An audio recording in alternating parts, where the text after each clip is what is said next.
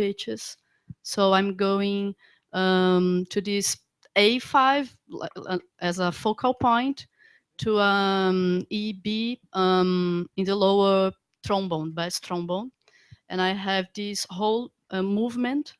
And after that, we have a very big cut, is the silence. It's a moment of emptiness completely. And after that, I have the whole spectrum, the whole texture going to the end. And I am treating pitches and timbre as the same way.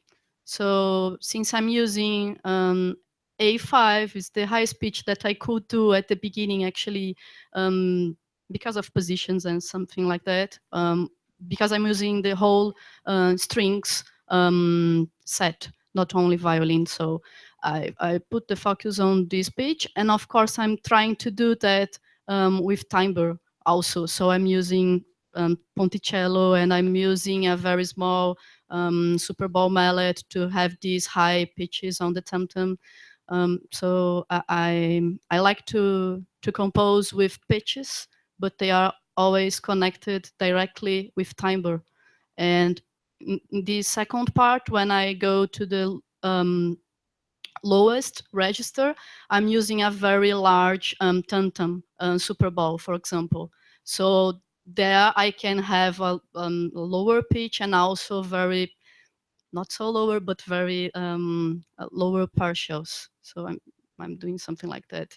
And the idea is to have at the beginning this sound of very metallic, because I was trying to mimetize some tools that my sister was always telling me that she was listen. I don't know how to say bisturi in English. If someone knows how to say that, please help me. Okay. Yeah, some metallic objects that people, surgery knife, maybe people are using in the medicine center. So I was trying to imagine these sounds that she was always telling me that she was listening during the whole process.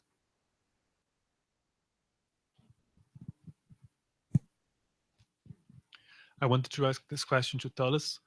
I was very curious. I did not know up until today, up until your presentation, about this artistic approach to field recording. And all of the three works that you have cited in your presentation were all in 21st century. So apparently 2 works from 2007 and so on. And I was curious as to how recent this approach to field recording, this artistic intervention to what you have recorded in field is. And you have said that in the first work that you have shown, it was broadcasted in a radio. I was curious as to the genre. How is the scene for radios? So what kind of venues does this type of work finds for publication? Thank you for that. The first part of your question, I would say, to my knowledge, some of the first instances would again go back to Steve Feld. Some of his initial fieldwork in the Kaluli people and in the rainforests of Papua New Guinea was presented on double LPs. So there's quite a long lineage. I'd chosen those particular examples because they're contemporary, or they're very recent examples, to give a kind of overview of what's happening now alongside, I guess, the work that I was presenting. So that's the rationale behind those choices. But there are many examples, I would say, historically before those. In terms of, I'm slightly unsure about the second half of your question. Sorry, about the radio piece. Could you repeat it, please? Sorry. It was so much about that you sent this work, the first work that you have presented in the beginning of the presentation. You said that it was sent to a radio, that was broadcast in a radio. I think resonances.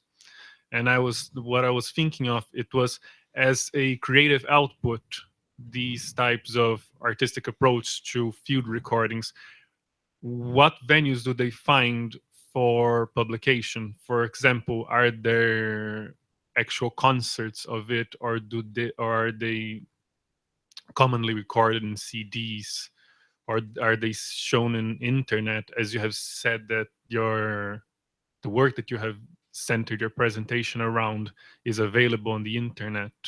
So what venues are they shown in?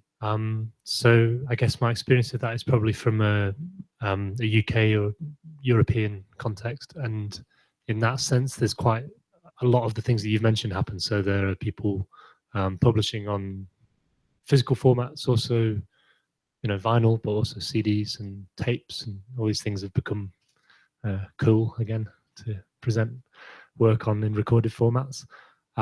Similarly, digital or web-based, gallery-based works as well. And I think the radio still has a place for that. Quite often the listening is online, but yeah, so I would say these types of work are happening in multiple formats. Occasionally there's also, I guess coming from the sort of electroacoustic music tradition, there are multi-channel loudspeaker concerts, which this kind of work occasionally manages to infiltrate, or is also found.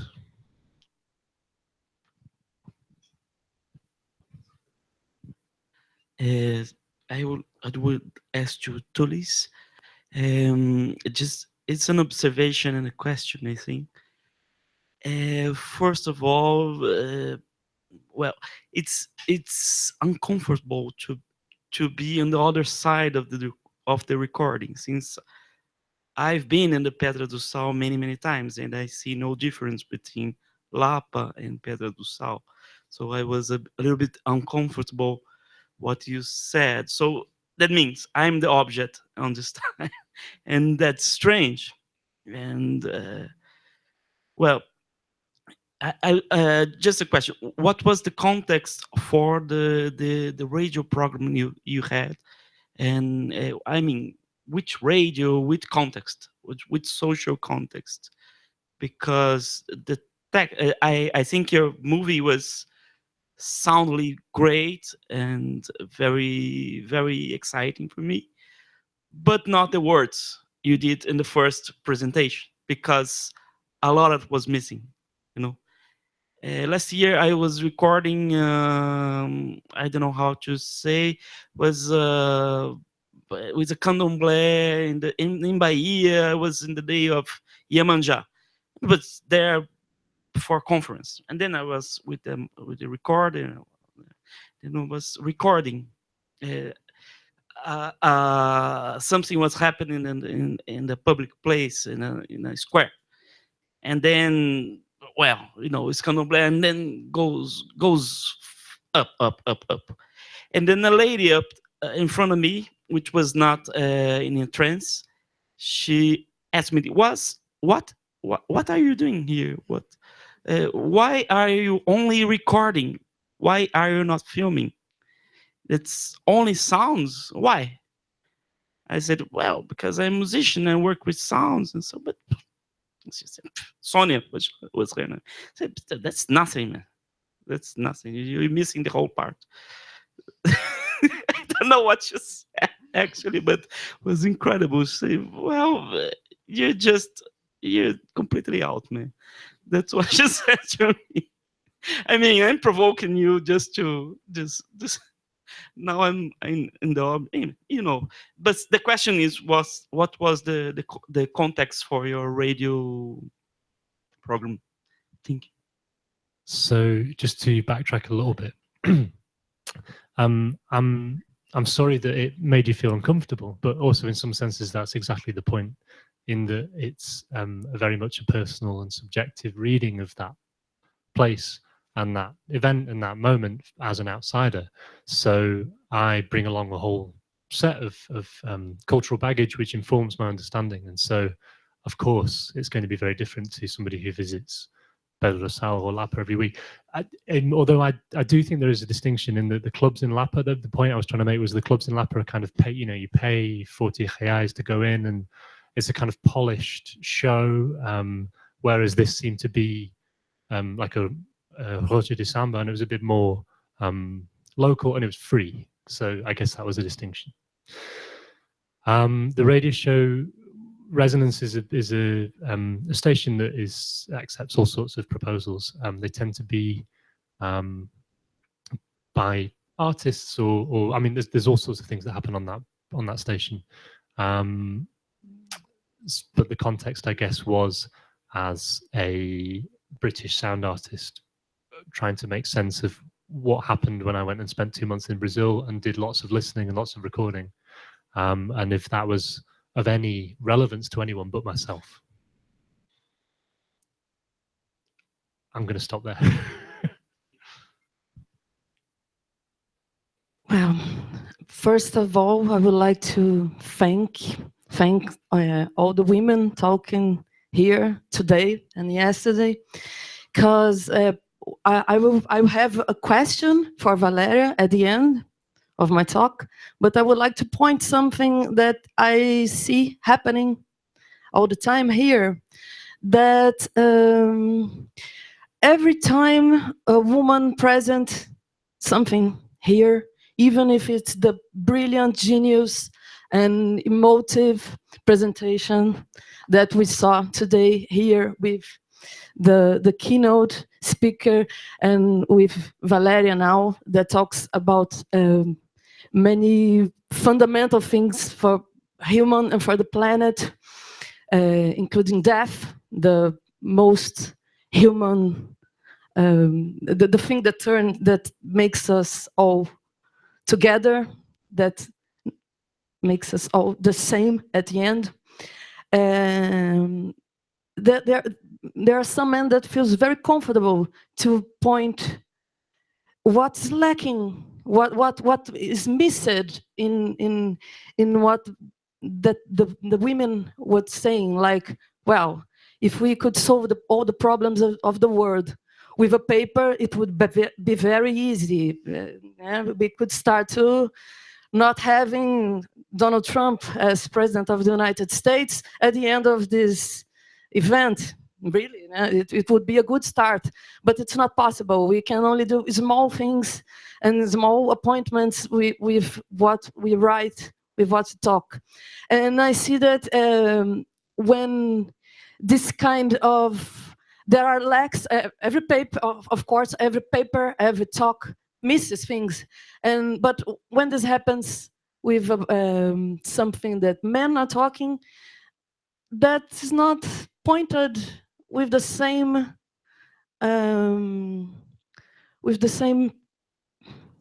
facility, with the same emphasis, thank you.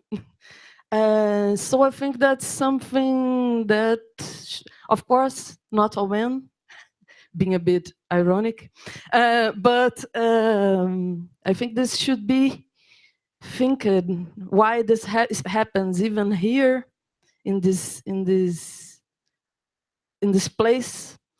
And if we that are so-called minorities want to really be together to make something, that a politics of care, that empathy should be in first place always when treating with the other.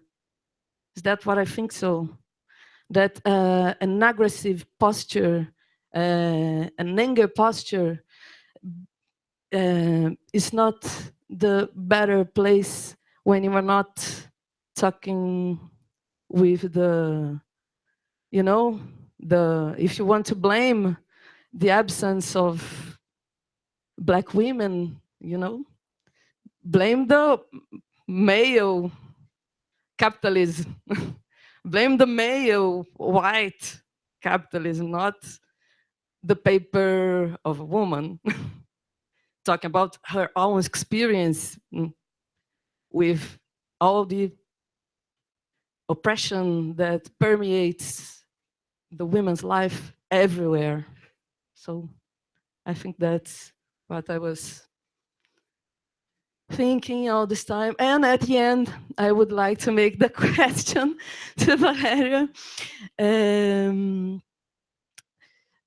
about the difficulties. I would like to know the difficulties you faced in your career as a composer, because you have a brilliant work and so young. And I would like to know what your personal experience a bit about this. That's it. Thank you.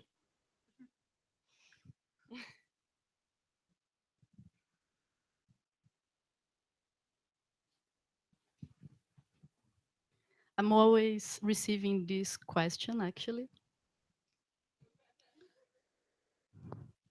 And I only realized that I was receiving this kind of question in 2009,